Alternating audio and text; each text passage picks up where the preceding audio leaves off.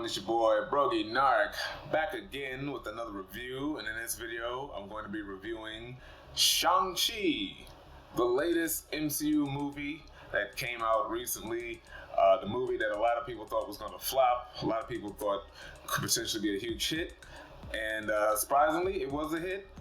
And a lot of hype going into this, a lot of unsureness about this, but I have to say, solid film. And I'm going to be giving my non-spoiler review, and then I'm going to get to spoilers a little bit later in the video. If you want spoilers, just go to the timestamp, which will be down in the description. But before we get into that, don't forget to like this video, subscribe to the channel, and stay tuned for more videos. So thanks for doing that.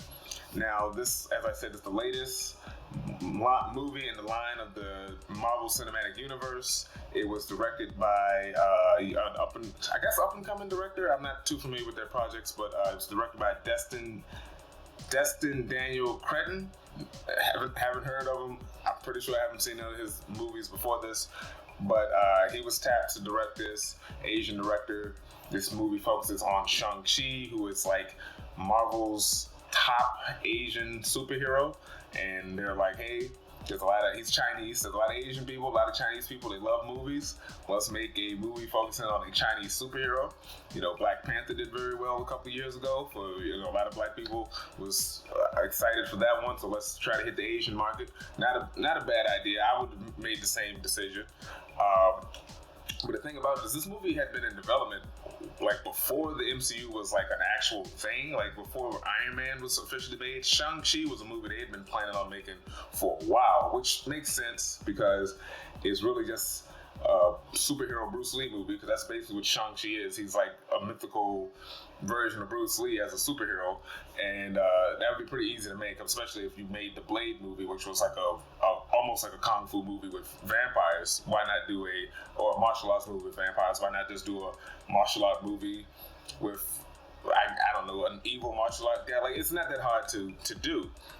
And this movie, like I said, has been in development for a while. Wasn't a movie I was super excited for, but I was willing to check it out, because Shang-Chi is a character that I do love.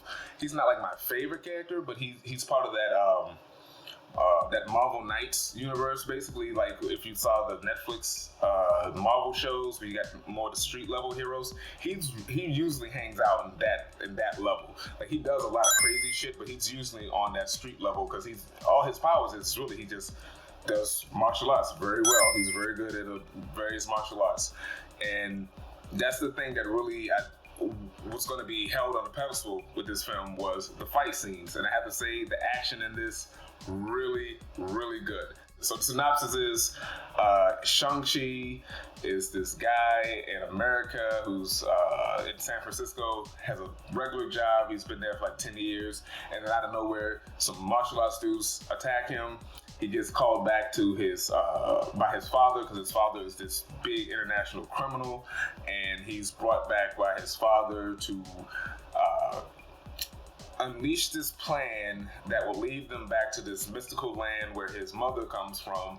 But there's some shadiness behind that, which could potentially unleash a force that could destroy the world, and he has to team up with his friends and his other family to stop his dad from unleashing this evil. That's the basic synopsis of the film. I believe our lead, Shang-Chi, played by Simu.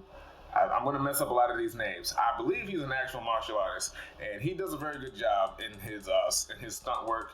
The choreography was really good. The way it was shot, for the most part, was really good. That I might get into that more in my little bit nitpicks. But our lead, Simu as Shang-Chi, this is my first time seeing him. I liked him a lot. In this one. He was very charismatic. He was funny when they needed him to be funny.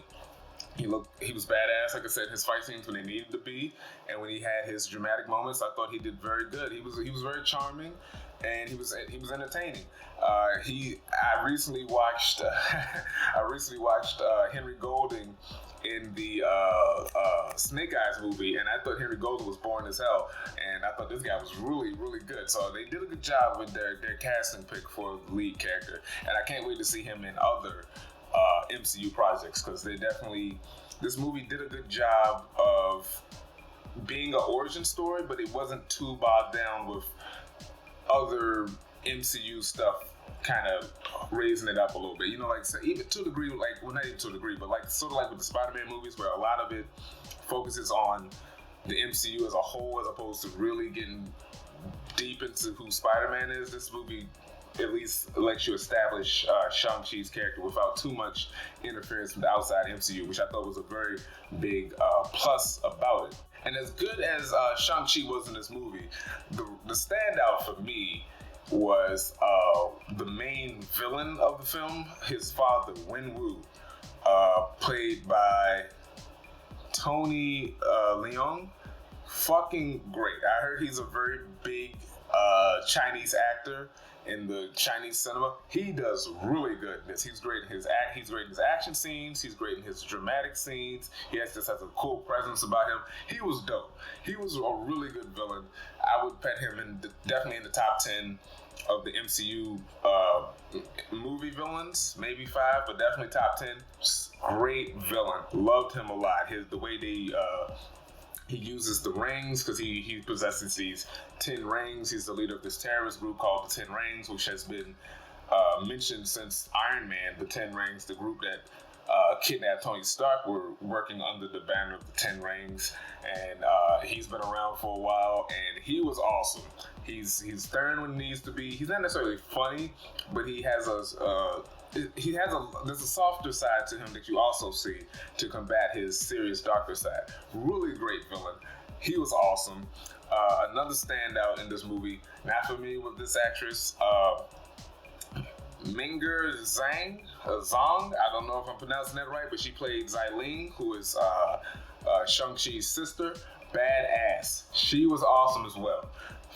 Kind of reminded me a little bit of Hope from the Ant-Man film, especially like the first Ant-Man, where she's just this badass chick who comes in, just this badass and pretty cool. Like, she was awesome.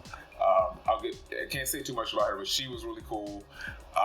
Another character was Katie, played by Awkwafina, who is Shang-Chi's best friend that he's made while he was living in America. I'm not the biggest fan of Awkwafina. I haven't seen her stand-up comedy. Most of the things she's been in I haven't seen, although I did like her in Raya and the Last Dragon, and she's really good. She's good in this one too. I didn't find her that annoying. She had her comedy moments, but I thought she did very well. I like the friendship between her and Shang-Chi. Maybe relationship. They kind of keep that a little vague about the whole relationship thing. But their chemistry was really good, and I thought she was a solid human sidekick character, because they have these sidekick characters throughout some of these movies. I thought she was far less annoying than Darcy in the first 2 Thor movies, so she gets thumbs up from me. Who's some other characters? Because if I mention some other characters, that might be spoilers.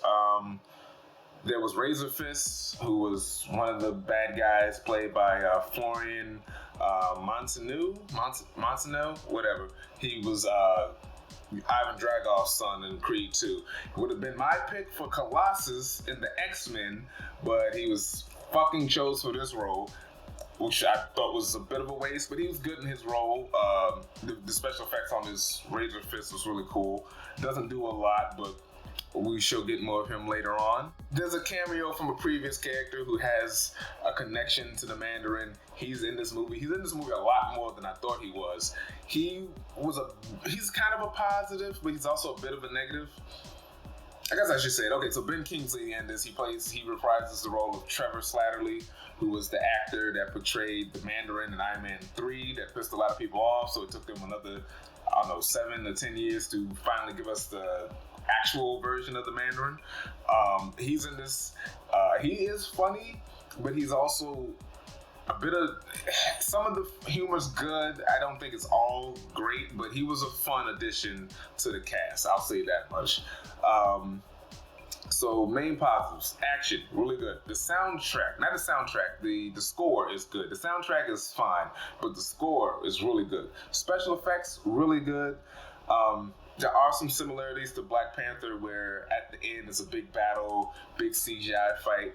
They definitely had a bigger budget, it seems, or they at least used the budget a lot better in this movie than they did in Black Panther by the third act, but both of the third acts does have warring factions, big CGI, and that's much more CGI in this than in Black Panther, but it looks better.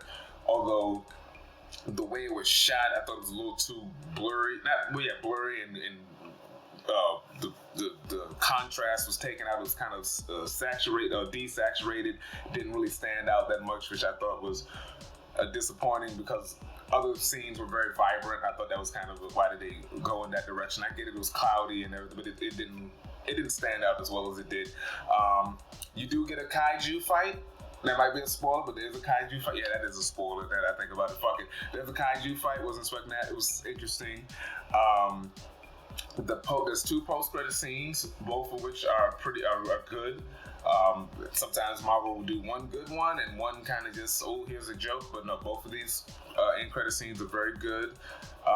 Very intriguing for what's going to happen next with the MCU.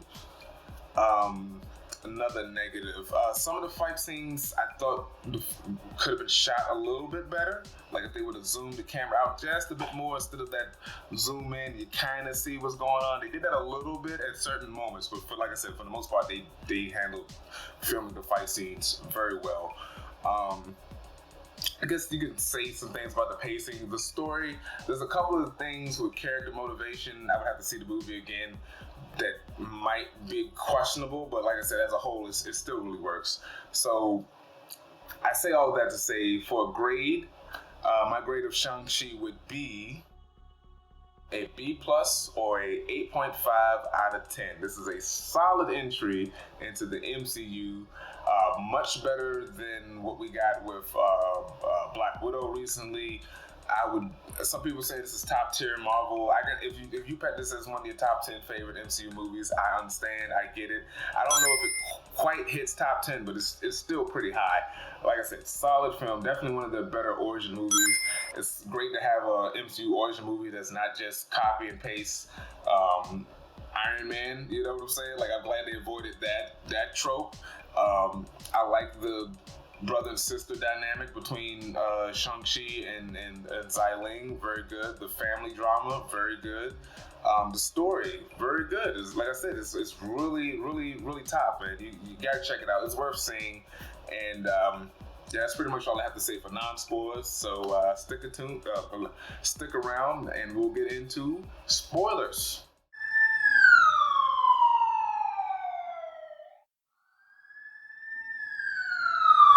So let's get into spoilers. I'm not gonna talk about everything, but I'm gonna talk about most of the things that's immediately coming off of my head. So, the opening where we talk about the myth or the folklore around Wenwu was really cool. So Wenwu is old as shit. He's like centuries old. He found these rings. They don't know. There's different versions. That's one of the things. They don't explain the rings, which I was a little disappointed by, but by the end credit scene, I like that they're going to drag that out. So he's got these 10 rings of power. In the comics, Wenwu, the main villain, is based off the character, the Mandarin, which was an Iron Man villain, very racist depiction of a Chinese person, supposed to be, the evil China taking over communist bullshit. And he had these 10 rings. Originally, I think they were supposed to be magic, but then they made it like, no, it's not actually magic. It's science that he pretends to be magic. He found it from this crashed spaceship, and each of the rings had a different power. They don't do that in this movie. The rings, instead of being finger rings, they're rings on your arms, which was very similar to that character in Kung Fu Hustle that had the metal rings. I don't know if that's an actual fight style or not, but he had the rings, and he can launch them, shoot lasers, connect them, manipulate them, shoot them so he can fly and hook on things. It was really cool how they did the rings. He could deflect things and kind of make a force field. It was really cool. So Wenwu's been around. He's been like this tyrant. They hint that he's essentially Genghis Khan and Genghis Khan. And some point in the 90s, after he got bored, his terrorist group, he finds there's this mystic area somewhere in Asia that's holding all this magic stuff, so he tracks it down. He tries to get there, but he doesn't quite get there, but he gets to like the entryway, runs into this woman who's like, I guess, the protector of the barrier or whatever. They have this awesome fight scene where it's kind of like, it becomes like a test, but she actually can hold her own, and then it's kind of like almost like a romantic dance between the two, and this lady becomes Shang-Chi's mom. Really cool sequence. He he was a savage. Then he found love, and then he retired, and he got soft, and his enemies came back to strike him at his weakest, killed this lady, and then he went back to being a savage, which that was cool. I like that because I really bought the whole he'd been this bad guy, and then he found love. He like actually tries to be a father, and he's like loving and caring. Then he lost his woman because he got soft, which was weird that he didn't have no protection. Like you was a savage for like centuries, and you thought you didn't think the moment you relax, people won't go pull up on you. That was a bit weird. Like you didn't keep no security, you didn't have no guns lying around nowhere. Like come on, bro, that was a bit weird. But the people pulled up on him. It was a whole like some gang that he had messed with. They had brought their people in, and they killed the wife because the wife tried to fight like 20 guys, and she didn't have her superpowers anymore because she was like an airbender, and she didn't have her airbending powers anymore. So and the kids were just like 5 and 6 or whatever. So it was like, yeah, there's nothing the kids could really do. And that was a pretty heartbreaking moment when you actually see how the mom died and all of that, or the situation around how the mom died and all of that. But it was cool. What's another thing I like? The action. Like I said, a lot of cool fight scenes. I'm still struggling to pick out my favorite fight scene. I want to go with the bus scene, which is early on where they ride on the bus, and he's got this pendant. Him and his sister were given these pendants from their mom that has like a green stone in it, and these goons pop up on him. They're like, "Hey, I want the pendant," and he's like, "Nah." The dude tries to take it, and then Sean at that point just starts whooping ass, and Aquafina's sitting there like, "Yo, what the fuck is going on?" And then Razorfist pops up. They're fighting. There's the fat dude on the phone recording and commentating. It was funny. It was intense. The bus was going all over the place. Aquafina's got to steer the bus. Really good fight scene.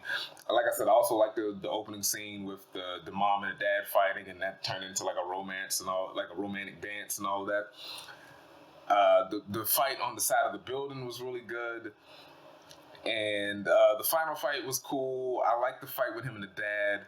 I wish they could have did a little more with that, but it was, I like I said, the fights are really good. One of the most confusing parts that didn't really make sense to me was the Abomination and Wong cameo. It was a bit weird.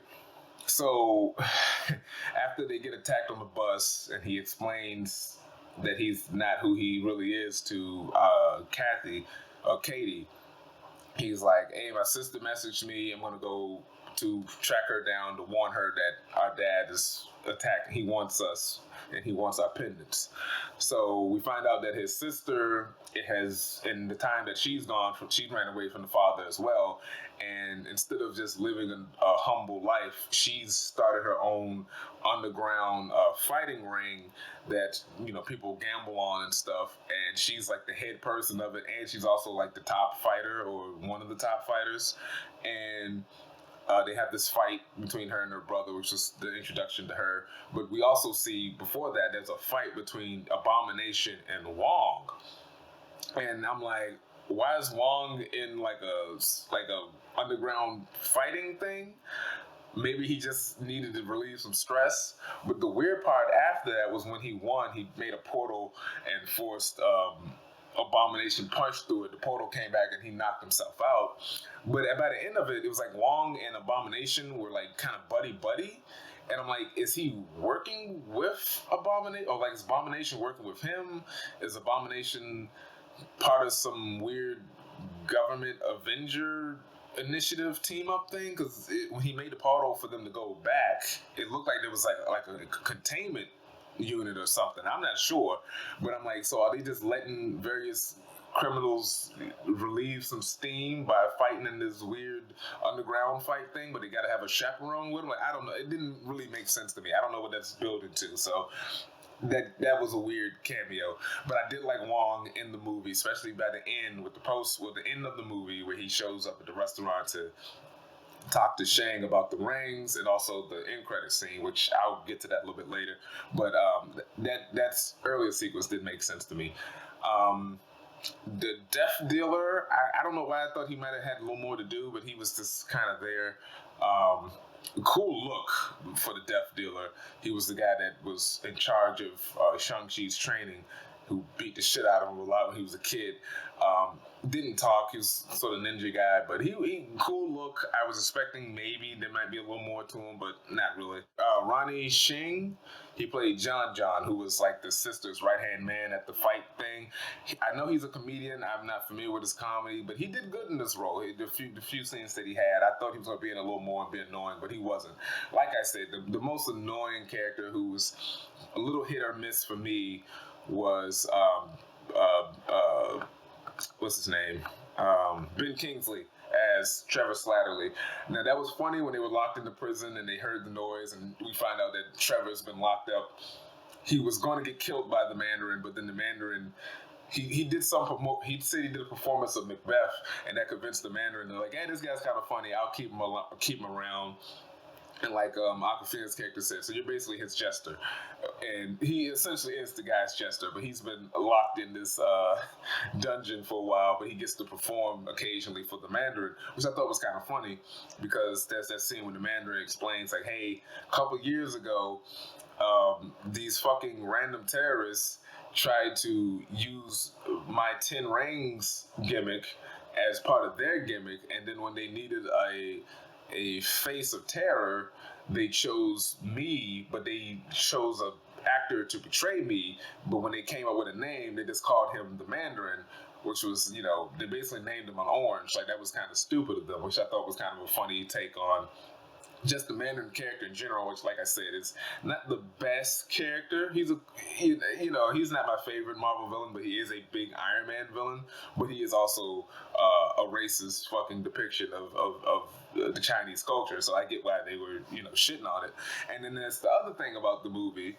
In the comics, Shang-Chi's dad isn't the Mandarin, it's Fu Manchu, which is one of the great literary villains in, I guess, Western or European literature, but he's also a racist depiction of Asian culture and Asian people. I think he's supposed to be Chinese, but anyway, but he's like he's the archetype of the mad scientist, or one of the main archetypes of the mad scientist whose rights are owned by someone else. So Marvel couldn't use the rights, so they consolidated that with the Mandarin character, which I thought was a smart way of handling it, but it's also another villain that's a racist depiction of a Asian character. So they were damned if you do, damned if you don't. But I thought they did a better job of trying to update that and kind of curve that, because originally they were going to curve it by with the Ben Kingsley shit, and that pissed off a lot of people. I was included. So they eventually got off their asses and figured out a smart way to get around it, and I think they did a good job. Now, I heard that the Chinese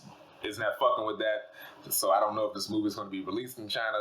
It is what it is, you got to deal with that, so it is what it is. But yeah, he had some funny moments, but then it was a bit overboard. But I do like that he gets to play goofy, because I think they did mention in Iron Man 3 that this dude is like a big drug addict. Like, he's not the brightest guy, but he's buddy with this weird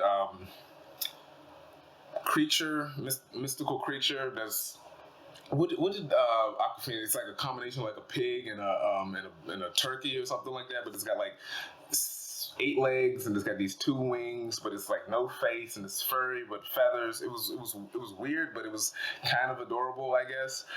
It worked for most of the audience. I didn't hate it. That scene where they dropped the maze was pretty fun.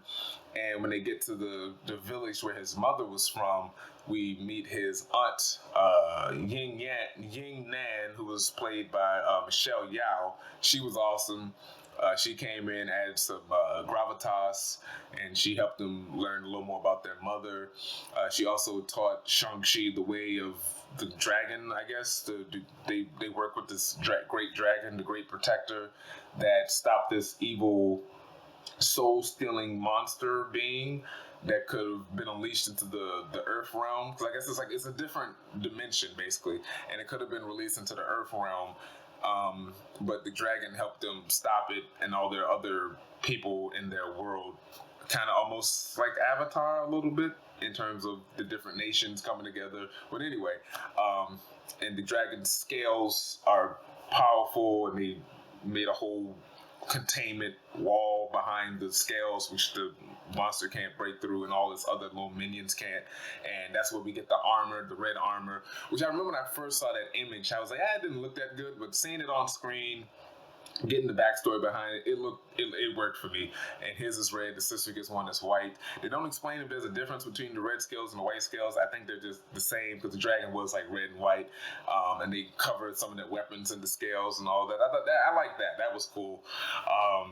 Kathy, she gets 2 days of bow training, which I did like the fact when they went to war, they weren't like, come on, join us. It's like, no, you've had 2 days of training. You stay here. We don't need you dying on the battlefield. But of course, shit get dire, and she gets in, and she comes in with the final, not the final blow, but like one of the major critical hits on the Beast.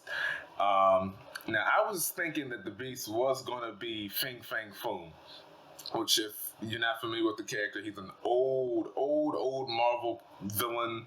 This alien, it looks like a dragon, but it's an alien, and that's where the Mandarin got his rings from, where it was part of the creature's ship, or a ship from that creature's planet, and he took these things and forged them into rings, and they didn't get into that. And it turns out the Beast was something completely different. I don't know if this Beast is based on the character in the comics. I don't know.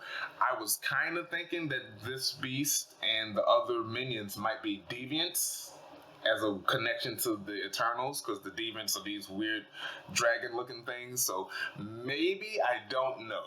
But I did like I said, the final fight was pretty cool, although I didn't like how it did get crazy with the CGI.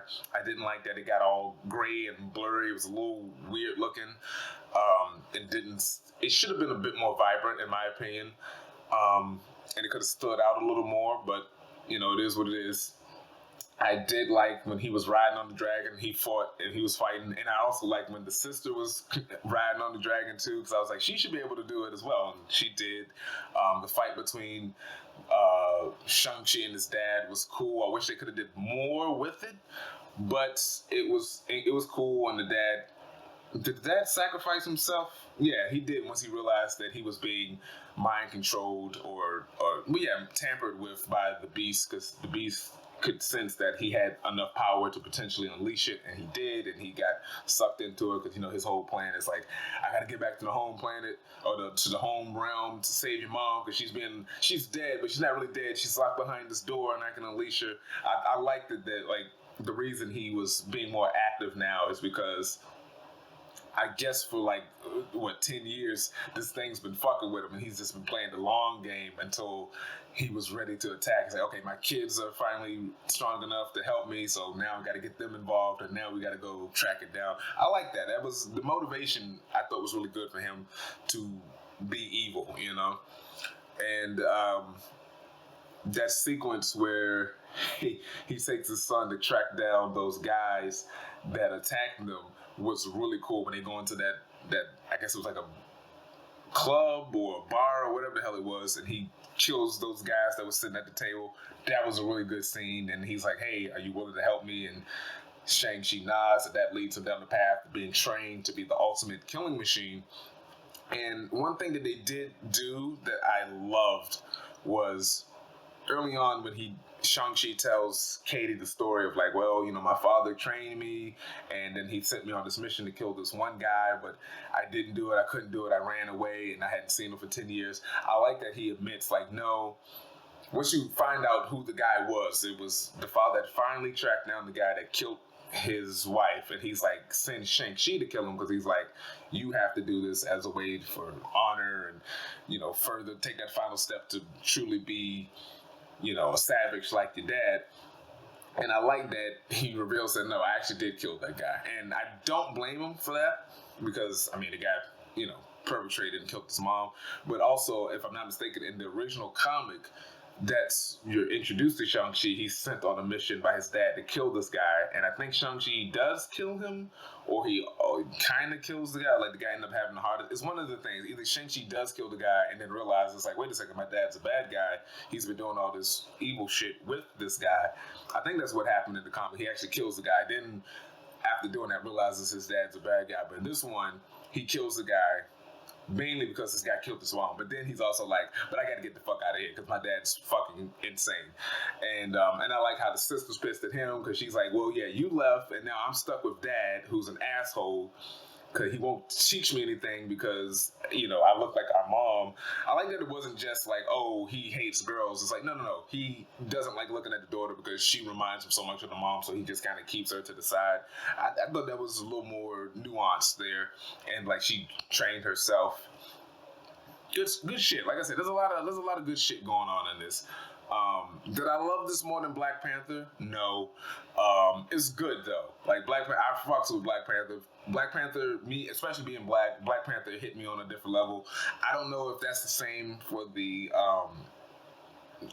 people who are of Asian descent. Will this movie resonate with them as much as what Black Panther resonated with black people? I don't know. Maybe it will. There was that scene with at the restaurant, and they're talking to her friend and her husband, and Shang-Chi's talking about how he was in school and he was picked on a little bit because he looked different and he couldn't speak English. And like they hinted at it a little bit. It wasn't as in your face as it was in Black Panther. But so, like I said, I don't know if Asian people are going to feel as connected to this movie as what black people did with fucking Black Panther. I don't know.